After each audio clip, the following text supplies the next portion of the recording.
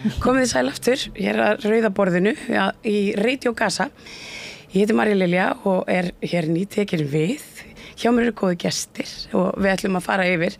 málin Guðrún Margrét Guðmundsdóttir, mannfræðingur og Magnea Marinósdóttir, alþjóðastjórnmálafræðingur. Verið velkomnar. Takk fyrir. Nú, það svo sem að nóg taka. Það sem að við kannski, svona liggur beinast við að nefna það sem hefur verið að gerast núna síðan á þriðjudaginn í Líbanon þegar að það fara það hefst landhernaður, það fara svo 200 skotflaugar á valin skotmörk í Ísrael frá Hezbollah og nú erum við á barmi einhvers konar stórátaka mögulega eða þetta búið, ég veit ekki, ég spyr þig kannski einmitt, maður alltaf að pæli hvar byrja maður, þú veist, hvar byrjar þessi saga, þessi nákvæmlega saga til upprifjunar þá náttúrulega Hezbollah búin til er búið til í kringum hernám Ísraela í Líbanon frá 82 þannig að Hezbollah hefur raunar verið, þeir urðu miklar hetjur þegar þeir ráku út Ísraela kringum 2000 og urðu þannig miklar hetjur í Líbanon, einhvern veginn tókst þetta.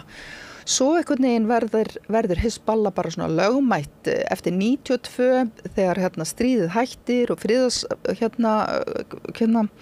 akkord þannig einhverjir, ég man ekki hvað heiti, voru svona samkomulag frið var gert og þá allt í einu lendir Hezbollah sem svona meira svona trúarhópur, þeir eru með þetta klassíska svona velferðararm, herinn og stjórnmálaaflið og allt í einu varð Hezbollah að raunverulegu stjórnmálaaflið þarna 92. Svoleiðis að þá fara þeir að gera sig mjög gildandi og verða aftur miklar hetjur árið 2006 þegar Ísrael ráðast inn í Líbanon. Við raun má segja að Ísrael hafa tapað því stríði. Og svoleiðis að eftir það verða þeir mjög óvinsælir vegna þess að þeir einhvern veginn bökkum aðeins þeirra hugmyndafræði þeir eru miklu meira spenntir fyrir svæðinu sem slíku. Það að hafa svona einhvern veginn íslamskt gott samfélag í staðinn fyrir að vera eitthvað að pæla í einhverju leiðinda pólitík. Þið vitið, það ekki þeirra löngun, einhvern veginn þeir lenda þar meira og svoleiðis að það sem gerist þarna 2011 að þeir drífa sig í stríðið að miklum ákafa til hliðar við Assad og félaga í Sýrlandi, þannig að þá verður einhvern veginn svona tilfinninga fólks gagnvart þeim sem hið sterka afl gegn Ísrael óvininum. Það breytist og verða rosalega svona brútal þar sem þeir vinna með stjórnvöldum Sýrlands gegn sínu fólki og svo veitum við það auðvitað flæktist það mjög mikið, það komu utanaðkomandi hópar, alls konar islamista hóparnir, Bandaríkjamenn voru að senda sína proxies, Gulflöndi voru að sína svo marklaga en saga Hezbollah náttúrulega samofin sögu Ísraels algjörlega, fullkomlega og væri aldrei til án Ísraels en þetta, ég þurfti að koma þennan bakgrunn vegna þess að nú erum við komin af 8. október í fyrra og fyrir tæpa ári síðan að þá hafi Hezbollah verið með hernað með Palestínarabum bara opinberan hernað, tilkynntu það strax við ætlum að verja okkar okkar suður landsvæði á móti norður Ísrael og síðan þá hafa þeir verið í raun og veru að bomba á hverjum einasta degi skotmörk þann með þeim afleiðingum að 60.000 Ísraelar hafa neyðst til að flytja frá svæðinu og það náttúrulega svona pretext eða svona ástæðan fyrir akkurju Ísrael telur sig hafa rétt til þess að fara inn vegna þess í raun og veru má segja að Hezbollah blandaði sér strax í það stríð sem við köllum ekki stríð vegna þess að þetta náttúrulega bara slátranir, þjóðamorð skilur við, en samt sem áður svoleiðis að það svona og fyrir ekki Magnea, ég haldi smá áfram en svoleiðis að núna þegar, sko, þetta byrjar náttúrulega ekki fyrir nokkrum dögum, þetta byrjar raun og verið kannski fyrir 2 vikum þegar símboðarnir springa allir. Þeirra einmitt, mikið rétt. Og þá maður bara, wow, ok, þetta hlýtur að vera skipulagt fyrir löngu síðan, þetta mjög undarlegt og þarna sko segja arabavini mínir bara já, sjáu þið, Ísrael skítsami fólk. Já, ég menn þetta virðist hafa verið skipulagt sko með alveg allavega árs og þetta beint af fólki. Þú veist, þetta beint af fólki. Þetta eru bara skilgreiningin á hryðjuverkum. Akkurat, og við Vesturlandabúa getum verið að segja já, nei, þetta eru símbór Hizbollah-liða, en Hizbollah eru í ríkisstjórninni, þeir eru á spítalum, það eru Hizbollah-spítalar, þetta eru opinberir starfsmenn. Símbóðana sína heima hjá sér. Akkurat, og eru með börnin sín í bílnum. Þannig að dóu börn í þessu tilræði. Þetta bara svona einhvern veginn svona, fólk lýsir sig fyrir mér bara svona pínu heimsendatilfinning, vegna þess að þú veist ekki hvað að gerast. Þú veist ekki hvar springur. Þannig að þetta er svona dæmigert Ísrael með sína svona þessar miklu hörku sem einhvern veginn fer yfir öll mörk hjá manni. En allavega, þar náðu þeir að drepa náttúrulega og veikja Hizbollah. Það er ekki þetta að líta fram hjá því. Og og eftir það náttúrulega Nasrallah, Hassan Nasrallah, hann náttúrulega bara tekin af lífi í sem sagt bækistöðum Hizbollah í Dahia sem suðurpartur Beirút og ég einhvern veginn bara búin að vera að spyrja vini mína hvernig ósköpunum maður sem búin að vera sko í felum svo Yasser Arafat, hann bara, það verið engin nokkuð til að vita hvað hann Akkur í fjandanum hann í bækistöðunum og drepmið þar, já, ok, það svona og við sem fylgjast með Arabaheiminum mjög höllundir alls konar samsæriskenningar og auðvitað, en einhvern veginn, já, sem eru oft sannar. Svoleiðis að þá hann einhvern veginn tekin að lífi og þú veist, maður bara, ok, þú veist, þetta þetta búið að veikja Hizbollah heil mikið og svo náttúrulega nýta tækifærið að koma inn og Magnea þú mátt Já. Svona hvernig þetta hefur, hver áhrifin eru við höldum áfram í Íran og allt það. Kannski svona í samhengi svona alþjóðastjórnmálana,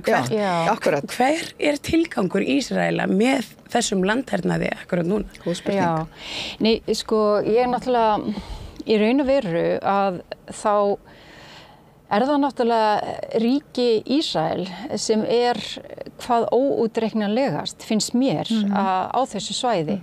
og það eru þeir sem nota alltaf ákveðna taktík til þess að senda skilaboð. Þeir eru í raun og veru ekki að treysta því að ná neinu samkomulagi eðlileg stjórnmálasamskipti þó það sé búið að gera einhverja samninga. Þannig að það eitthvað gert á þeirra hlut. Þeir svara, þú veist, með margfalt sterkar hætti tilbaka og og til að skapa einhvern fælingamátt. Hins vegar að það sem að þeir eru náttúrulega og líka það að þeir eins og með Hamas að veist, það engin friðarvilji hjá þessu ríki. Það er þannig með þegar PLO, Frelsissamtök Palestínu voru stofnuð af Yasser Arafat, að þá var að þeirra stefnuskrá að Ísrael ætti sér ekki tilvistarrétt og þeir ætli að berjast gegn Ísrael með vopnum. Þeir breyta svo stefnu sinni 87 og ná þessum friðarsamningi 93. En hins vegar að þá hafa þeir breyttu stefnu. Hamas kemur síðan til söguna 87 og það eru auðvitað ákveðna ástæði fyrir því og það má alveg halda því fram að það hafi verið slæmt að þeir skyldu ekki vera tilbúnir að styðja þessa friðarsamninga. Að það var svo sem ekki heldur Ísraela, þeir létu ekki af byggingu landtökubyggða, þannig að það var grafið undan forsendu friðar sko á báða vegu. En hins vegar að þá hefur það gerst tvisvar, minnskosti, að Hamas hefur verið tilbúið til þess að hverfa gera sko tilslaganir, viðurkenna Ísraelsríki og bara að semja það að það verið stofnað palestínskt ríki og Ísraelsríki sé þar við hlið. Það hefur eins og aldrei verið tekið mark á því. Það hefur aldrei verið gert í stað þess að þá náttúrulega fara þeir í þetta að uppræta Hamas í eitt skipti fyrir öll og þeir að gera nákvæmlega sama núna, þú veist, hvetja fólk til þess að flýja í burtu, þeir ætla að uppræta Hizbollah og svo eru þeir náttúrulega með Íran sem þarna á bakvið og þeir eru líka, sko Íran hefur held ég, samkvæmt því sem ég lesi mig til og líka bara það sem maður hugsar, ef þú ert skynsamlegt ríki, þeir hafa engan áhuga á átökum við Ísrael. Þeir eru náttúrulega að svara fyrir sig og það var náttúrulega komin gagnrýni á það. Það var ekkert að gerast eftir að Ismail Haniyeh var drepinn, þú veist, í Teheran og eftir að þeir drápu Nasraf og þeir sendu náttúrulega flaugar núna 200 á ákveðin skotmerk og Írani vita það alveg að þeir eru loftvarnakerfi Ísraels og með stuðningi síðan Bandaríkjanna sem voru skipaðir í Miðjarðarhafinu og Breta og Jordana aðstoð til við það að það verða ekkert mannfall og utanríkisráðherra Írans sagði, þetta var svar við þeim árásum hafa orðið. Við munum ekki senda fleiri sprengjur yfir til Ísraels nema Ísrael ákveði að þeir ætli að hefna fyrir þetta. Vegna þess að þeirra yfirlýsingar eru í raun og veru alltaf á þennan hátt. Þeir eru að svara fyrir sig og líka það. Og maður hefur tekið eftir því líka með Íranina. Þeir hafa verið mjög skýrir með það að þeirra skotmörk eru hernaðarskotmörk. Og þeir fari sérstætt markvisst í sínum hernaði í því sem á að heita hernaður í að svona lama ákveðna innviði, hernaðarlega innviði og skemma í rauninni andstöðu herinn en þeir sérstætt ganga ekki það harkalega fram að það verði mannfall. Nei og þeir náttúrulega hafa líka tilkynnt fyrirfram að þeir séu að fara að senda sprengjur en það sem gerist líka, það kemur gagnrýni frá öðrum Arabalöndum það að þeir séu ekki að styðja við þessar sveitir, Hamas og Hezbollah og bara Palestínu og málstað Palestínu með að gera ekki neitt. Þannig þeir verða að svara fyrir sig. En svo náttúrulega Íran, þetta síaríki, þetta minnihlutahópur í Miðausturlöndum. Það hefur alltaf hefðbundi verið átök og svona tókstreita á milli til dæmis Sádi-Arabíu, svona sunni múslimana og Írak og þeir í raun og veru eins og ég hef lesið mér aðeins til og reyndar mjög áhugaverður sérfræðingur í málum Íran sem heitir Ori Goldberg og hann gyðingur og Ísraelsbúi og hann kennari í einum svona einkarekna háskólanum í Ísrael og hann það búið útilokan frá fjölmiðlum meira og minna fyrir utan það sem hann rekur bara sjálfur núna en hann út af því að hann fer í viðtal og þeir taka alltaf hann svarar spurningum og svo fara þeir með til ritstjórnarinnar og honum ekki boðið viðtal og út af því að hann með svona óhefbundnar skoðanir á því hvað málið en hann náttúrulega að vera að benda á það að Íran í sjálfu sér óöruggt sína stöðu, nákvæmlega eins og Ísrael óöruggt með sína stöðu. Íran fer í það að finna sér svona bandamenn sem eru náttúrulega líka, þú veist, síamúslimar eins og Hezbollah, Hamas ekki síamúslimar en það sama. Þeir eru líka að styðja andspyrnuna og mótspyrnuna gegn Palestínu þó að hann haldi fram að það sé svona undirmarkmið. En á meðan að Ísrael að gera nákvæmlega öfugt. Þeir leita ekki eftir friðsamlegum lausnum eða samkomlu við sína nágrannaríki nema auðvitað þeir sigruðu bæði Egyptaland og Jórdaníu í stríði og þeir neyddust til að gera friðarsamninga. En aðra þeir reiða sig algjörlega á það að sýna mátt sína megin með notkun hernaðarvalds, svara öllu miklu kröftugri, reyna að skapa fælingamátt og segja ef þú vogaðir að gera eitthvað þá svörum við bara tvöfalt tilbaka, svo reiða sig algjörlega á stuðning Evrópu og Bandaríkjamanna. Þeir eru þarna eins og ríki í ríkinu sem nefnilega svolítið merkilegt sem að valda líka mikilvæg ólgu og það sem óhugulegt í þessu finnst mér og það við erum náttúrulega ekki vön að hugsa Bandaríkin öðruvísi en kannski svona sem eitthvað svona benign state eða svona gott ríki. Já, bara við erum bara bandalagsþjóð. Já, og við erum bandalagsþjóð, en þú veist, Bandaríkjamenn rosalega með að við mína reynslu, ég vann eins og í Bandaríkjasendiráðinu og var í námi í Bandaríkinu. Þeir eru rosalega mikið svarthvítan hugsunarhátt og það eins og þessar yfirlýsingar, þú veist, annarkvort bandamaður okkur eða andstæðingur, you're either with us or against us. Og og þeirra mantra, það að þeir koma strax með þetta að Biden, að Ísraelar geti varið sig gagnvart árásum frá Íran en það þurfa að vera í samræmi við tilefnið, proportional, eins og notað í lögum. Nema hvað, að að til dæmis Kínverjar, þeir eru að hafa skoðanir á þessu og þeir eru að benda á það að Bandaríkin að í staðan fyrir að leika svona uppbyggilegt ról í þessu, þá séu í raun og veru alltaf að ýta undir ólguna þarna á svæðinu og stigmögnunina með því að vera alltaf með þessa möntru og ég var einmitt að lesa út af því að Íran sem sagði nei, við gerum ekkert meira svo framilega sem Ísrael bara ákveða að hefna sín ekki og eins og þessi, þetta einhver hann yfir Mið-Austurlanda fræðum í Fudan háskóla í Kína og hann sagði, ég ætla að lesa á ensku, við getum bara þýtt þetta, the US has sent the wrong signals to the wrong allies at the wrong time, leading to an escalation of the situation that is out of control and spreading. Therefore, it is likely that multi-point conflict will inevitably erupt next. Og þeir eru, svona, það er mjög áhugavert að sjá, dýnamíkan líka. Ég aðeins að fá þetta heilan sem á milli Bandaríkin og Kína í Mið-Austurlöndum. Já, mikið rétt. Já, og það er nú allt undirliggjandi en ég má aðeins taka þráðin frá þeim með ég held maður þurfi nefnilega að fara voðalega varlega í þetta sunni-shia dæmi. Já, ég veit það. Og ekki. Ég var að veitni Ori Goldberg. Ég skil það vel og ég skil að maður hafi tendens til að hugsa þetta og auðvitað þetta satt að mörgu leyti. En eins og til dæmis einmitt með Palestínu, tengsl Palestínu við Íran, að það er bara einfallega vegna þess að Arabarnir hafa yfirgefið málstæðin. Þú veist, þess vegna einhvern veginn hafa þeir þurft að reiða sig að segja sumir, einhvern veginn þeir hafa þurft að reiða sig á Íran vegna þess að Arabarnir hafi bara farið í sæng með óvinnum í raun og veru, restina af Arabalöndunum. En líka það sem það er svo fróðlegt einmitt að því að Magni er svo ógeðslega góð í þessu svona hvernig við á Vesturlöndum erum að greina hlutina, en það er rosalega gaman að vera Arabamegin og skoða einhvern veginn að því það er þú veist, jú, og það eru þetta sjónarhorn sem að við fáum ekki í gegnum fjölmiðla og okkar eigin stjórnmál og bara sjáum ekki. Bara alls ekki. Þetta er okkar heimur er svolítið einhliða. Hann er það og einhvern veginn eins og Magni var að segja þessi ólíka tragedía, þú veist, þessi tragedía einmitt eins og voru að tala að Íran er með hernaðarleg skotmörk á meðan Íran og Hizbollah líka. Þeir eru alltaf hernaðarleg skotmörk og arabavinni mínir segja sjáðu, þeir sem eru þar megin, sjáðu, þú veist, Ísraelar og Bandaríkin bara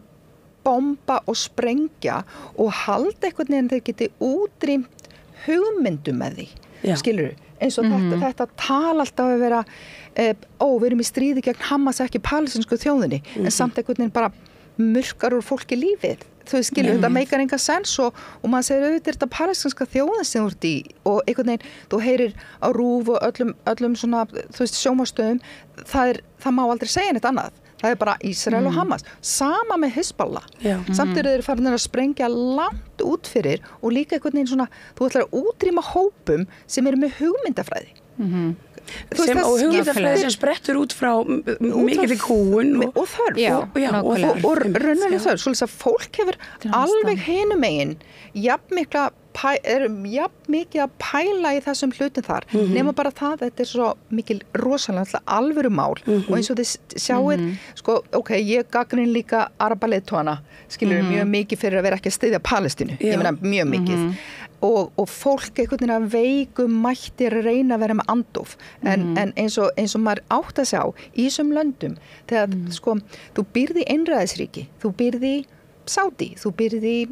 Alsír, þú veist það sem eru mismunandi náttúrulega tegundir af stjórnarfari en náttúrulega bara allt rosalega svona mikil kúgunarstjórn. Fólk hefur það telur svo ekki geta gert neitt. Það er algjörlega lama gagnvart stjórnvöldum en samt hefur þetta núna, þessi þjóðamorð í Gaza, olli því að fólk finnur til sín vegna þess að stjórnvöld þor ekki að einhvern veginn að fara tala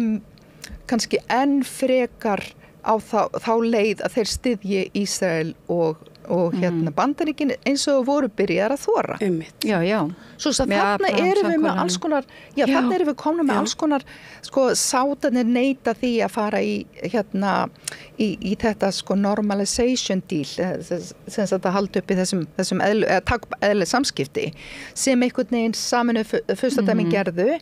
og Marokkó og Súdan. Já, en þeir voru náttúrulega farnir að semja það, þeir bara hættu út af árásinni. Næstu því komnir alla leið. Já, það voru komin sögur. En mitt point það, að það fólkið sem að rísa upp, þó þau gerir það ekki. Ég meni, í mjög fáum af þessum löndum má mótmæla. Já, en það var... Það má ekki mótmæla í ekkert landi. Það mátti einu sinni. Það var einu sinni bara með leyfi. Allsir það bannar. Allsir tala mjög, eitt af þeim ríkjum sem tala mjög með Palestínu, þú miklu meira en margar aðrir þjóðir. Jórdanía svona er náttúrulega í algjörum einhverju svona pattstöðu. Ég bara að segja, þetta í raun og veru ekki undarleg, það einhvern veginn öll þessi löndin náttúrulega bara að hugsa sig, þó að að hjarta fólksins má segja að það þetta bara mikill meirihluti Araba og Írana, þá skilur við, sem halda með Palestínu en einhvern veginn geta það. En ég ætla að velta því fyrir sér hvort að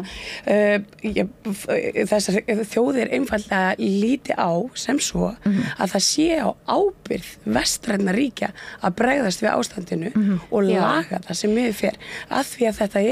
jú við. En það nefnilega þannig að auðvitað vandi Palestínu og í raun og veru Ísraels líka. Það vandi samstöðuleysis í Evrópu og Bandaríkjunum. Þeir geta ekki komið sér saman hvað þeir að gera, en það sem ég var að vitna í Ori Goldberg í sambandi við Íran og hvernig þeir leita bandamanna í Miðausturlöndum út af einhverju í raun og veru, upplifa einhverja ógn, sem sagt bara frá nágrunn sínum, á meðan að hann var að segja það og Ísrael leita hana út fyrir svæðið, fyrst og fremst. En málið það að ástæðan fyrir því að hann náttúrulega óvinsæll að hann að benda það sem að hópar koma, þeir berjast með vopnum, þeir eru tilbúin síðan að gefa tilslækjanir og það samið frið. En Ísrael ekkert tilbúin til þess. Nei. Og þetta þeirra aðferð, það bara að viðhalda þessu, taka yfir. Hvað ætla Ísrael að gera? Margt, ég bara í raun og veru. Hvað ætla Ísrael sér? Því miður, veistu það, ég orðin svo svartsýn að ég farin eins og farin að halda að þeirra stefna sé jafnvel bara innlim allt svæðið og í öðru lagi eins og að ég líka verið haldið fram að Netanyahu hefur hagsmuna að bíða fram yfir næstu kosningar í Bandaríkjunum og fá vonandi Trump og þá fær hann Bandaríkjaforseta sem að hann með í vasanum. Rauninni Kamilu Harris sem vera líka. Já, og ef það gerist ekki eins og núna og svo ákveð tómar og núna, það forsetakosningar og Ellings hefur líka verið bent á það að hann gengur, Ísrael hefur aldrei gengið eins langt en svo náttúrulega árásinn,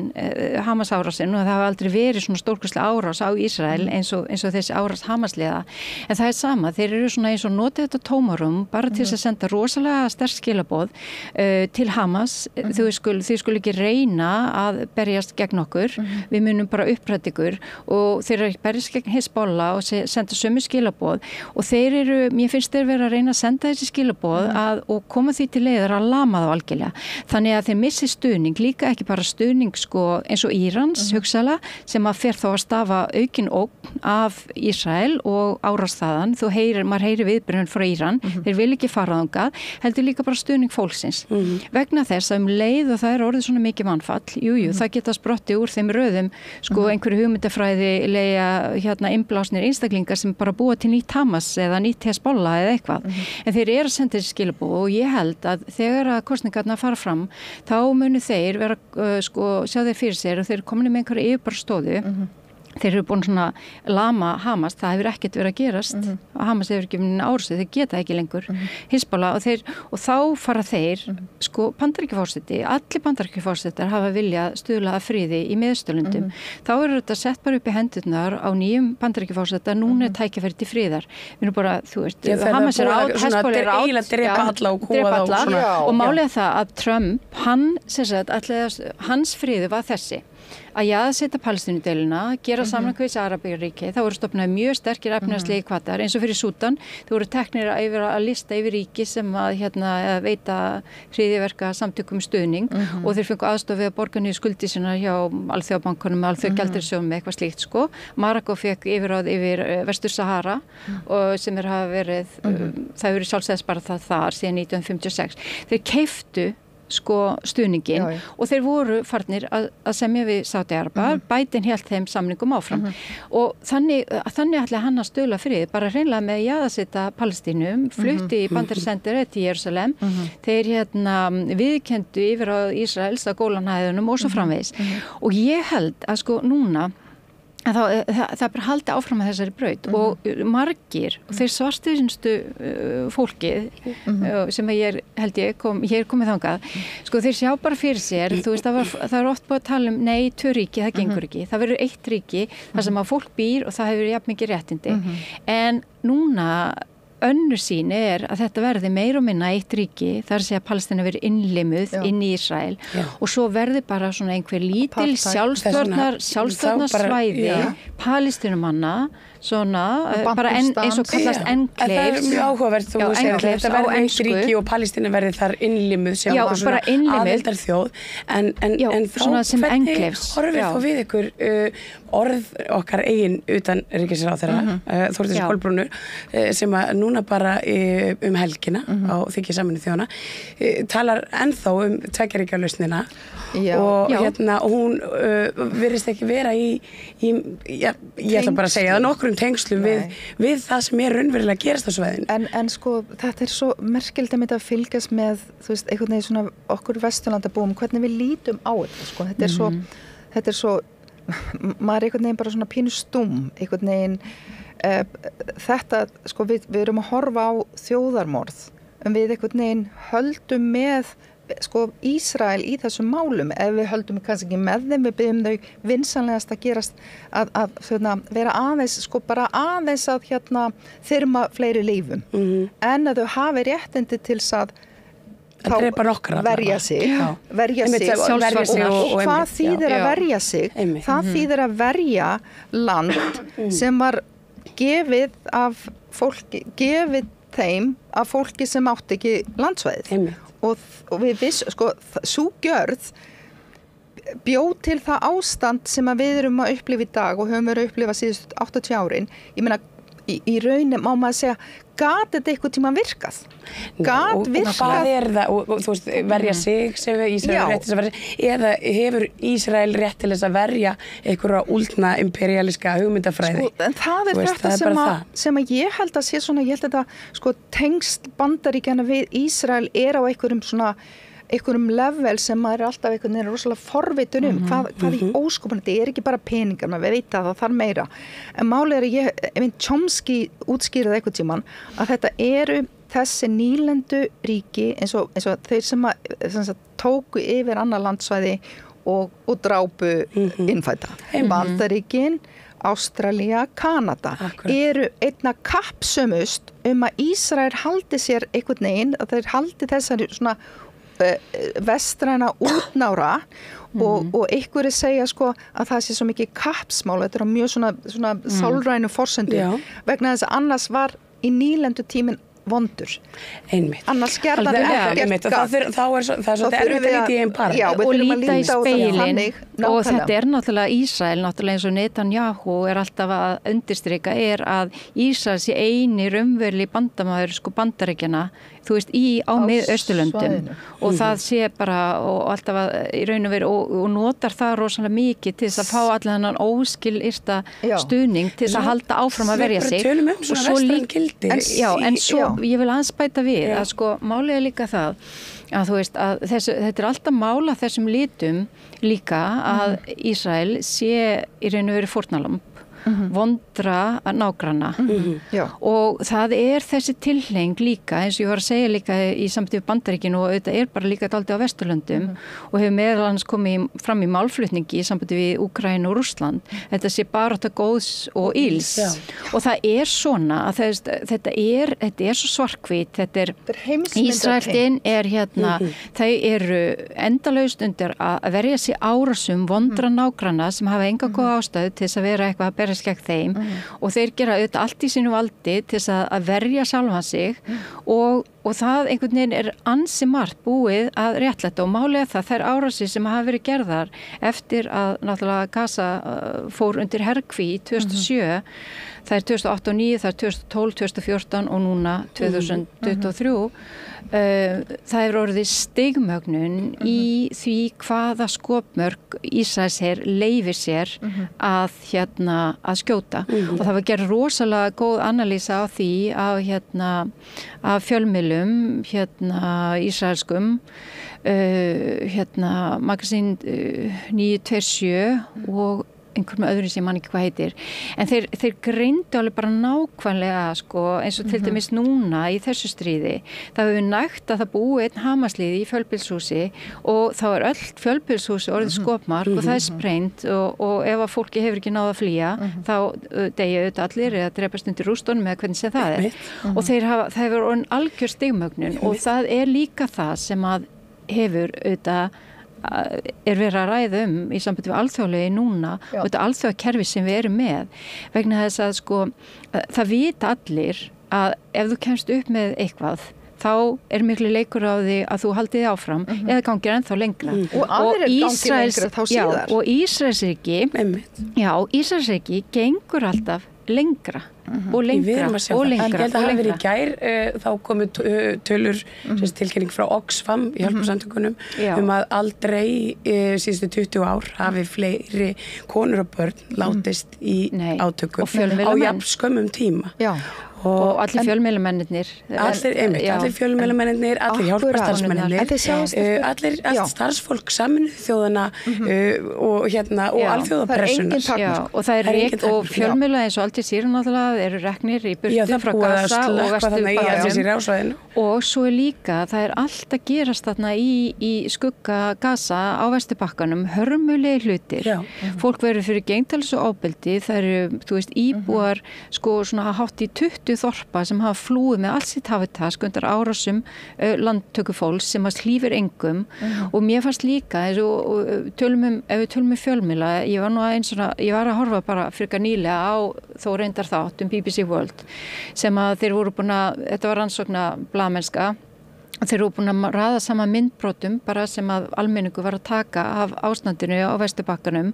og setja þetta upp þannig að þeir gátu séð hvaða aðilar voru að baki árásum, hvernig herinn var að haga sér og svo framvegis. Þannig að þetta allt byggt á staðreyndum og þarna eru menn mjög herskáir sem eru búin að koma sér upp þarna sem svona outpost sem ekki samþykkt af Ísraelsstjórn, þeir fá að vera þarna. Þeir eru með vopn og fá að beita þeim gegn palestínumönnum sem eru landtökumönnum sem eru ekki vopnaðir og svo stendur Ísraels hér hjá og gerir ekki neitt og hugsi ykkur þetta ástand og þetta skelfingar ástand og það eiginlega fæstir að tala þetta En Estelbu, við verðum líka að setja þetta í samhengi við það sem að María Lilja, þú varst að tala áðan þannig að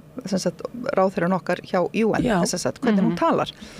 og þetta það svo mér finnst bara svo merkilegt að vera einhvern veginn áhorfandi af þessu sem eftir 20 ár verður litið tilbaka og við verðum bara hvernig gat þetta gerst? Ætla maður að vona hugsa ykkur allar þessar svona red lines hvað segir maður, rauðu strik ég meina þetta hvað erum við að tala við erum búin að tala að Ísraelar hafa gengið svo brjálaðislega hart fram, ekki meina hvað 37 spítalar ég meina nauðganir það var ekki verið að mótmæla nauðgununum í fangelsum þegar var verið að nota nauðganir sem refsing í fangelsi heldur var að vera að móðga að þeir mætti ekki nauðga ég meina, og þið munið það var að henda líkum fram á hústökum þú veist hvað og hvað viljum við meira öll dánu börnin sem við sjáum bara í símunum okkar á hverjum einasta degi Akkurat, hvað þyrfti Þórdís Kolbrún að sjá til að segja bara wow Ok, nei, ég meina, þú veist, mér finnst það svo sálrænt spennandi hvernig það samaður, en þá þetta, stelpur, þá þetta heimsmyndin okkar. Þetta er sko, við höldum alltaf við einhvern veginn tökum upplýsingar og við bara einhvern veginn metum þau og komum með eitthvað svona útkomu. Nei, við erum með ákveðna heimsmynd og hluti af heimsmyndinu, sérstaklega náttúrulega hægrisins, Bandaríki góð, Ísrael gott. Þetta þú veist, við erum svo rosalega basic manneskjur og þetta er einhvern veginn, mér finnst bara heillandi á hryllilegan máta að átta sig hvernig svona skeytingarleysi gagnvart manneskjum. Hugsið ykkur þegar Bjarni Ben ákveður einhvern veginn að sjálfstáðum að hætta við sendingu, þú veist, sama dag og alþjóðadómstóllinn segir að sé möguleika þjóðamorðum, að þá er það fyrsta sem þú gerir, þú hugsar, aha, nei, guð, það voru þarna einhverju hamastýðar, skrúa í únfra fyrir líflínuna þeirra, látum drepa þau enn meira. Þú veist, ég maður bara og leyfðu þeim aldrei að njóta vafans og það er það sem er svo merkilegt með íslensk stjórnmálafólk og þá verðist ekki skipta neinum máli hvort það sé á sko hægri eða vinstri væng af því að við höfum verið að horfa á vinstri græn sem er svo sannarlega í ríkisstjórn bara með nákvæmlega sömu orðræðu. En í sambandi við að láta njóta vafans þá langar mig einmitt að segja það. Ég eins og segi sá hlusta á og las þessa ræðu utanríkisráðherra þar sem hún er einmitt að vitna í það að sjúkrahús að Gaza hafi orðið skotmörk vegna þess að Hamas var þar með bækistöðar þarna einhvers staðar í göngum undir og það kölluðu yfir sig sjálfir og það er ekki endilega sannar, það er alltaf vísbendingar en ekki beina sannir og málið er það að þetta er samkvæmt alþjóðalögum þá geturu, þá er heimild að skjóta, alls ekki heimild að skjóta sjúkrahús nema svo framalega sem þetta er notið einhverjum tilgangi sem að þjónar hernar hagsmunum viðkomandi nema og svo er þetta spurningin akkurat þetta, í staðin fyrir að utanríkisráðherra segir hefðu Ísraelsmenn ekki átt að láta fólkið þarna og á Gaza njóta vafans. Nei, það var í raun og veru bara því miður, það var margir dáið, en það er vegna þess að þetta var út að Hamas notaði sjúkrahúsin sem aðsett bækistöð og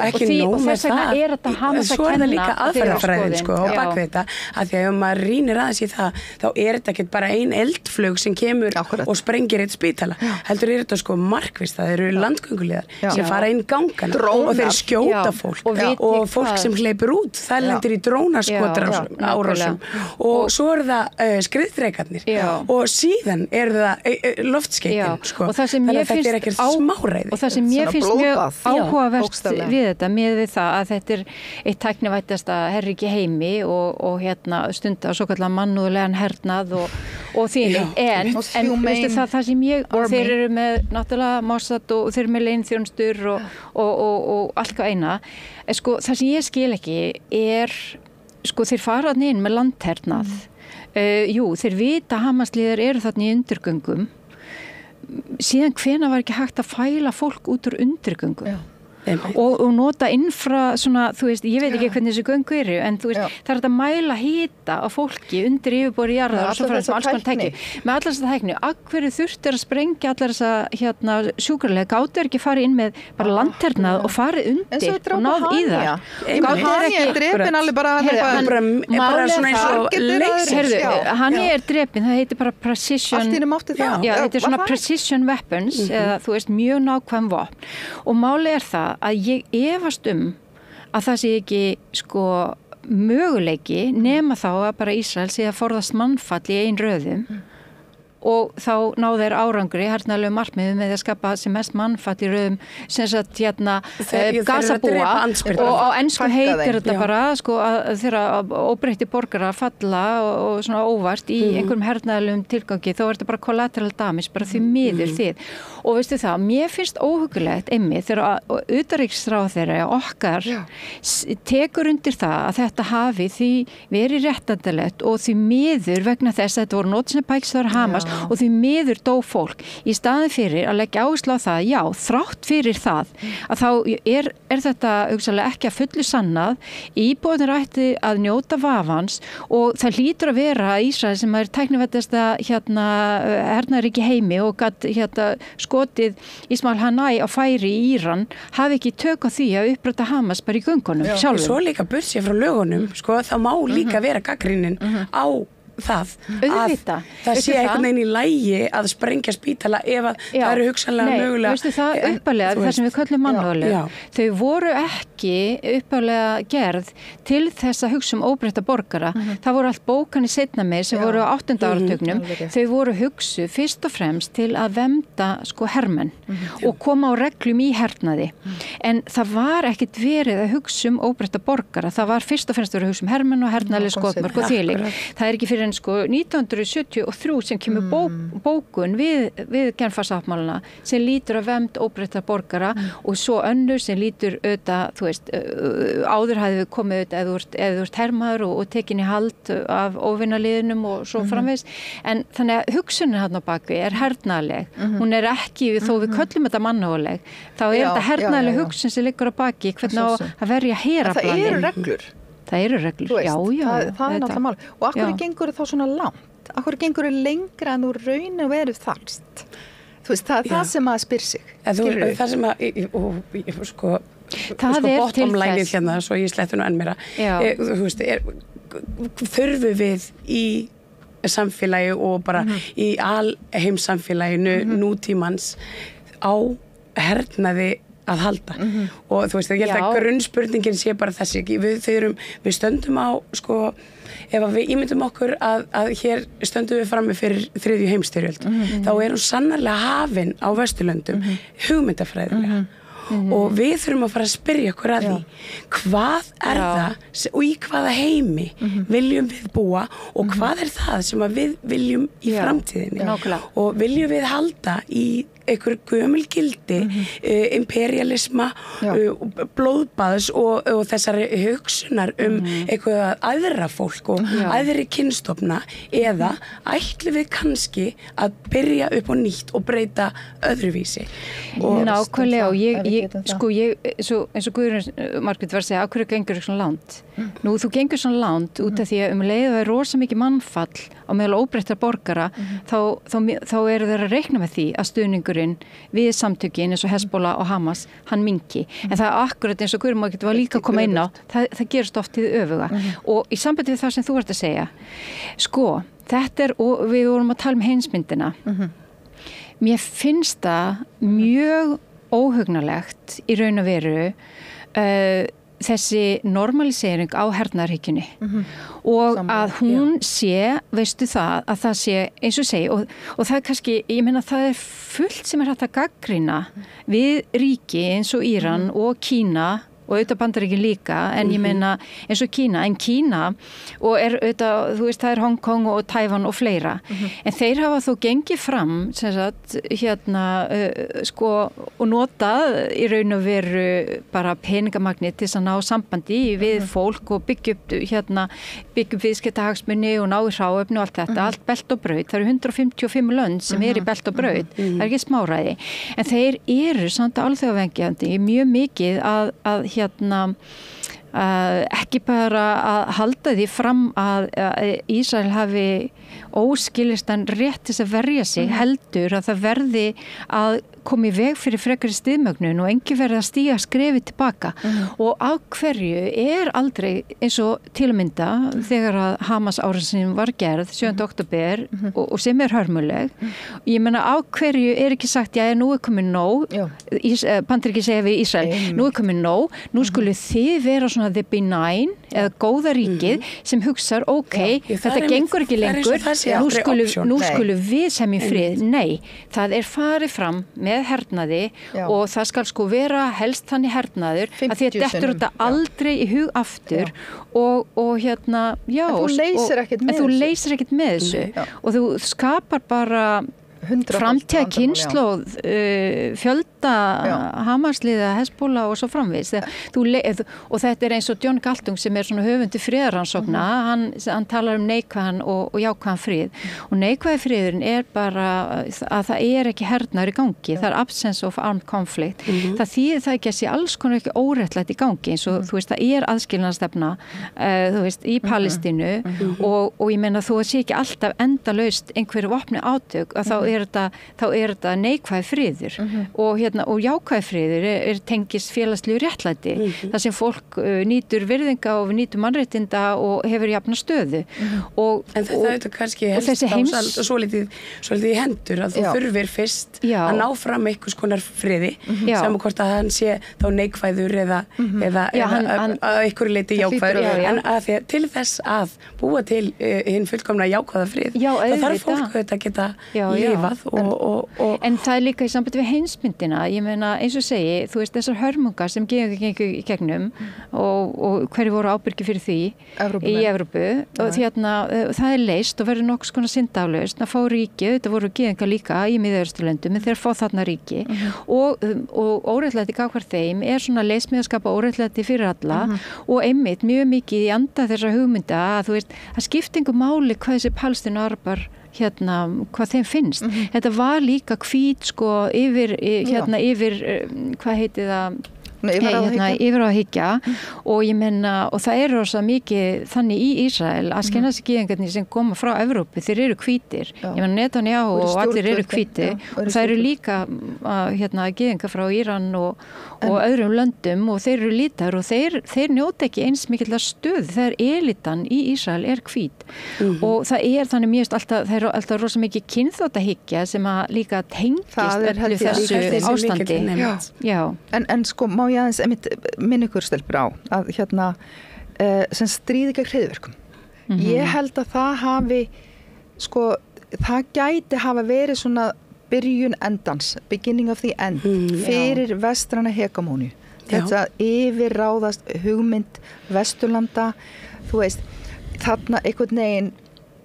fá þeir tækifæri til að virkilega fara og bara í raun og vera eyðileggja Miðausturlönd. Gera það, fá mikla og góða ástæðu til þess. Fara inn í Afganistan, eru þar í 20 ár og meðal annars til að bjarga konum. Af því að þær voru svo, þú veist, kúar og hræðilegt og þannig að bara góður. Þú veist, og fara svo inn í Írak á einhverjum upplögnum forsendum og náttúrulega tragikomedían það að þú einhvern veginn auðvitað, þarna vondi Saddam Hussein sem sunni muslimi allt persónugert, það er mjög þannig skilurðu, þú tekur, hann þau eru rosalega hissa að fólk byggustu að fólk fyrir á götur að fagna þeim sprengjuregninu, þú veist, hver myndi gera það og þú veist, ég bara tala með þessi naífu hugsun þetta naífa hvernig þú heldur að lífið virkar fyrstulega það fara að ráðast inn er þetta ílska eða er þetta bara heimska? Ég held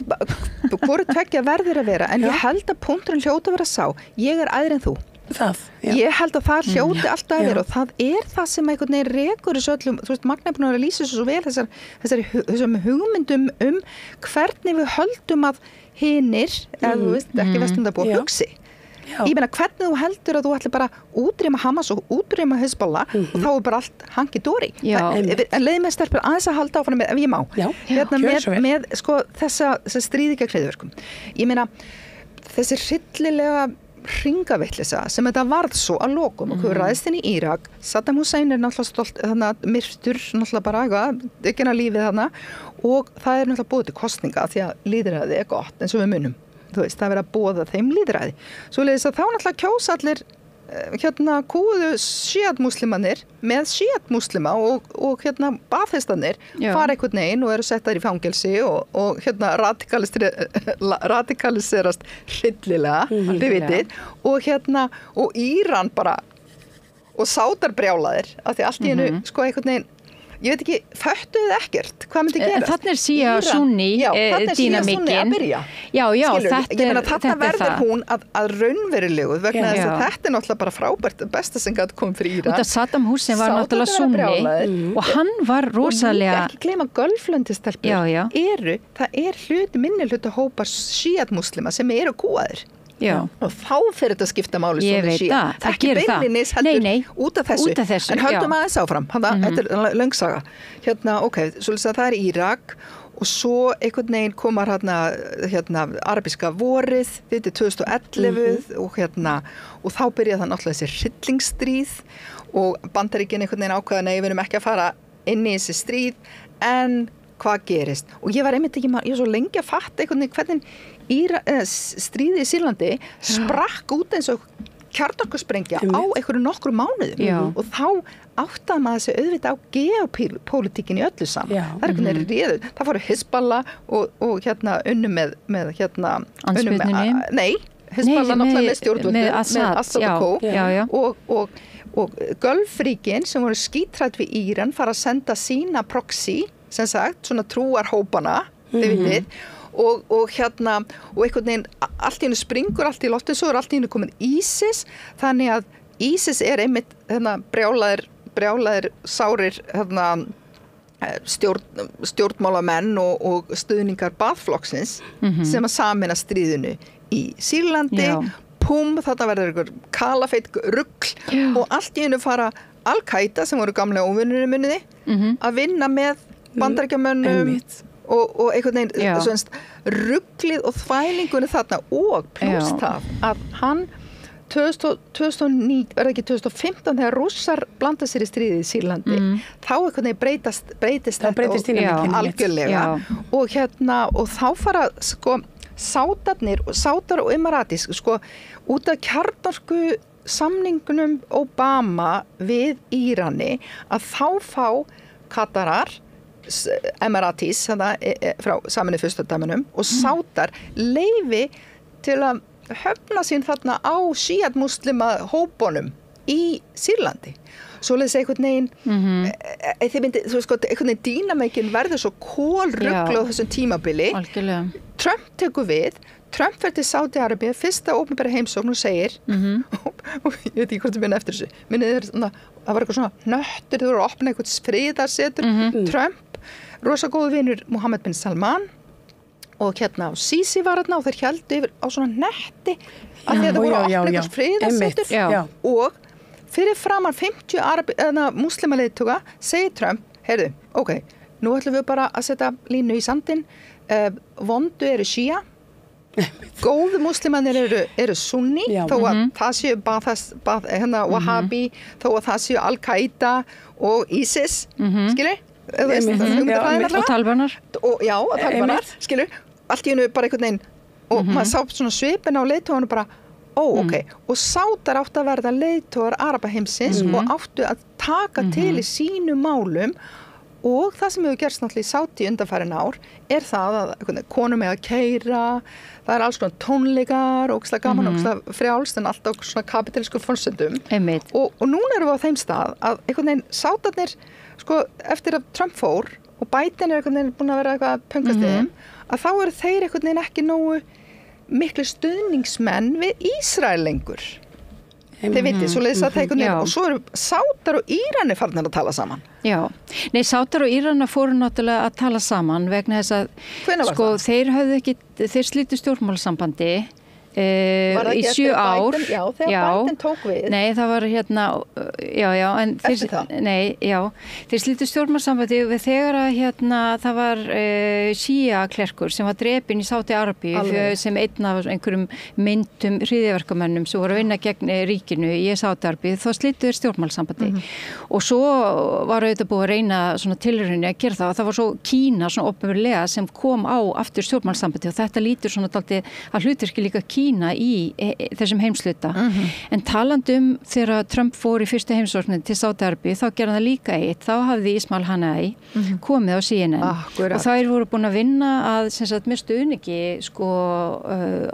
ríkja eins og Noregs og fleiri að því að breyta stoppskrá sinni Hamas. Þeir voru tilbúin að viðurkenna ríki að handan landamæra Palestínu og myndust ekkert á Ísrael með nafni og að hætta vopnaðri baráttu og þeir hafa líka verið að undirstrika það þeir eru ekki berjast gegn gyðingum, heldur síónistum. Eru nema hvað og hann fer svo í viðtal CNN og hann eiginlega biðlar til Trump sem var búin að segja að hann ætlaði að koma að friði í Miðausturlöndum og hann sagði að nú hefur Ismail segir svona eitthvað á þá lund að að nú hafi Trump tækifæri til þess að leiðrétta það óréttlæti sem að palestínumenn eru búin að þurfa að þola, þú veist, alveg síðan 1948. Heyrðu, og svo fer hann til Sádi og segir, já, Hamas, þeir eru engu skári en ISIS og Al-Qaida. Og þar með var það farið. Já. En talandi líka heimsmyndina út að nú voru að tala Írak. Ég var semst þarna, þetta var náttúrulega hvað 2003 og þetta var ég var í námi í Bandaríkjunum á þessum tíma frá 2024 og það var ótrúlegt að upplifa þetta út af því að